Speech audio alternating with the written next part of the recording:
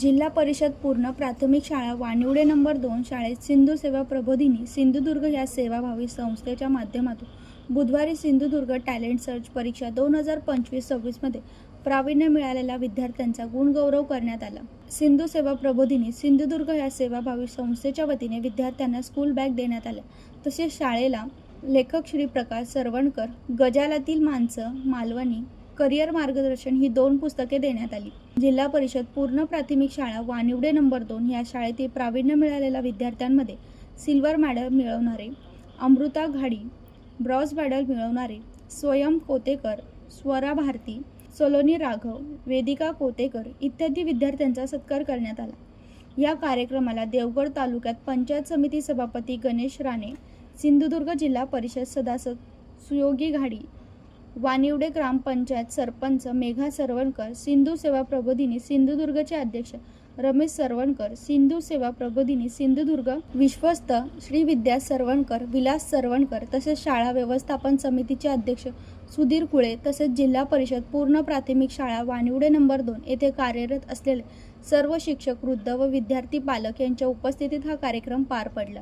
जिल्हा परिषद पूर्ण प्राथमिक शाळा वानिवडे नंबर 2 येथील विद्यार्थ्यांचे गुणगौरव केल्याबद्दल सिंधू सेवा प्रबोधिनी सिंधुदुर्ग यांचे यावेळी आभार व्यक्त करण्यात आले। तुम्ही यशस्वी झालेले आहात, बरोबर ना? तर एखादं स्पर्धा खेळल्यानंतर स्पर्धेमध्ये प्रथम येणं, द्वितीय येणं, तृतीय येणं हे बरोबर त्या स्पर्धेत भाग घेणं खूप गरजेचं आहे। आणि या ठिकाणी ज्याने स्पर्धेत भाग घेतला त्या सर्वांचं मी अगोदर कौतुक करतो। जरी तुम्ही यशस्वी झालात नाही किंवा नंबर आला नाही तरी प्रत्येकाने स्पर्धेत भाग घेतलाच पाहिजे।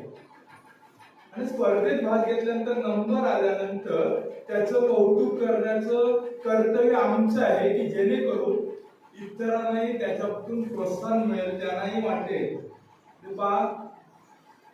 आपल्या कोकणाची शौकांतिका आहे की आपण खूप हुशार आहोत। कोकण बोर्डात आपण टॉपला येतो, 90%, 92%, 95%, अगदी 100% सुद्धा मिळवलेली 10वीला 12वीला मुलं आहेत। पण ज्यावेळी वळून पाहिलं तर असं दिसतं की कोकणातली ही मुलं जातात कुठे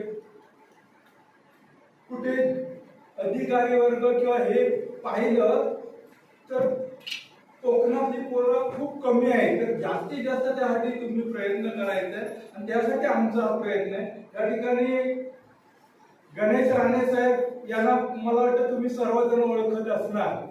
श्रीविद्या सरवणकर, जनशक्ती, देवगड।